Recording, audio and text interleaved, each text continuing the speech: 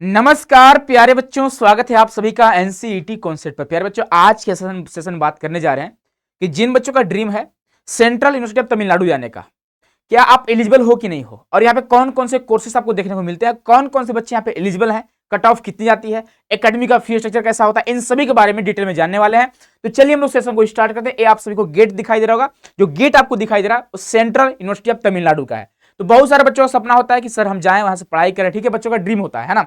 तो चलिए नेक्स्ट बात करेंगे आगे, और इससे पहले आप सभी को बता दें, अगर आप एनसीईटी 2026 का प्रिपरेशन करना चाहते होंगे, है ना, चाहे आप किसी भी स्ट्रीम से हैं, चाहे आप बीए बीएड वाले हैं, चाहे बीकॉम बीएड वाले हैं, चाहे बीएससी बीएड वाले हैं, बच्चे आप सभी के लिए टारगेट बैच आया हुआ, आप सभी को पता होगा। क्लासेस जो है 9 फरवरी से क्लासेस चल रही है, ठीक है। यानी क्लासेस की बात करें तो 9 फेब सबकी क्लासेस चल रही है।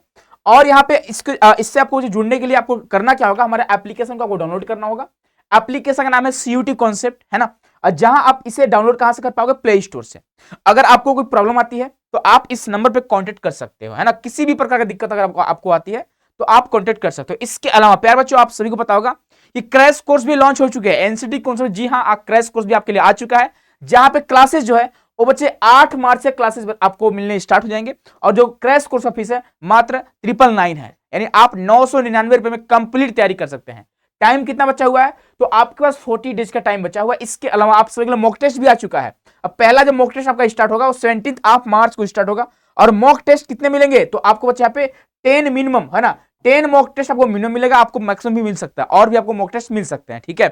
तो जो फीस है मात्र 249 है, 249 रुपए। अगर आप इंटरेस्टेड है तो आप हमारे नंबर पर कॉन्टेक्ट कर सकते हैं, या फिर आप हमारे एप्लीकेशन को डाउनलोड कर सकते हैं। प्यारे बच्चों, आप सभी को दिख रहा होगा ये जो है इनका इन्फॉर्मेशन बुलेटिन आया हुआ है, और यहाँ पे इन्होंने डिटेल में बात कर रखा है। अगर आप यहाँ से बीएससी बीएड करना चाहते हो, ठीक है, तो आप देखो यहाँ पे आप बीएससी बीएड सिर्फ और सिर्फ मैथमेटिक्स में कर पाओगे, फिजिक्स केमिस्ट्री नहीं है यहाँ पे, ठीक है। और यहाँ पे बायोलॉजी वाले बच्चे एलिजिबल नहीं है, ध्यान रखिएगा, बायो वाले बच्चे यहाँ पे एलिजिबल नहीं है, ठीक है। सिर्फ मैथ वाले बच्चे एलिजिबल है ना। यहाँ देखो बोला गया है कि आपके डोमेन सब्जेक्ट में कौन कौन से सब्जेक्ट होने चाहिए, तो teaching aptitude, general test, language 1, language 2, ठीक है, विथ 3 डोमेन स्पेसिफिक सब्जेक्ट, है ना। अब देखो लैंग्वेज आप कोई भी लो, कोई फर्क नहीं पड़ता है, ठीक है। आप कोई भी लैंग्वेज ले सकते हो अगर आपको बीएससी बीएड करना है तो। आप यहाँ पे बीएससी बीएड सिर्फ और सिर्फ मैथमेटिक्स में करोगे, ध्यान रखिएगा आप लोग। और यहाँ पे अगर बात करते हैं एलिजिबिलिटी क्राइटेरिया का, तो आपको तो 10+2 आपका होना चाहिए, ठीक है। 10+2 या तो आप अपीयरिंग में होंगे, या तो आप यहाँ पास आउट होंगे। परसेंट की बात करेंगे जनरल कैटेगरी में 60% आप देखोगे, अगर ओबीसी कैटेगरी की बात करें तो 55%, अगर एससी एसटी वाले बच्चों की बात करेंगे तो 50% आपके एटलीस्ट होने चाहिए। अब देखो यहाँ पे एज क्राइटेरिया के ऊपर बात कर दिया है ना। The candidate should not have completed 20 years of age age 1 July, यानी आप देखोगे यहाँ पे 1 जुलाई 2026 तक आप सभी को यहाँ पे 20 साल से ज्यादा का नहीं होना है, ठीक है। यानी आपका जो एज होना चाहिए 20 ईयर से कम होनी चाहिए, है ना, तब जाकर आप एलिजिबल होगे। और कब से काउंट करी जाएगी, तो 1 जुलाई 2026 से काउंट करी जाएगी, ठीक है। अगर आप 1 जुलाई 2026 के बाद, है ना, अगर आप ज्यादा एज के हो जाएंगे तो आप यहाँ पे एलिजिबल नहीं रहोगे, ध्यान रखिएगा, ठीक है। तो अगर आप सोचोगे सर क्या मैं 21 साल का हूं, एलिजिबल हूं, नहीं है आप। 1 जुलाई 2026 तक अगर आप 20 साल से कम है तो आप यहाँ पे एलिजिबल रहोगे, ध्यान रखिएगा आपको, ठीक है।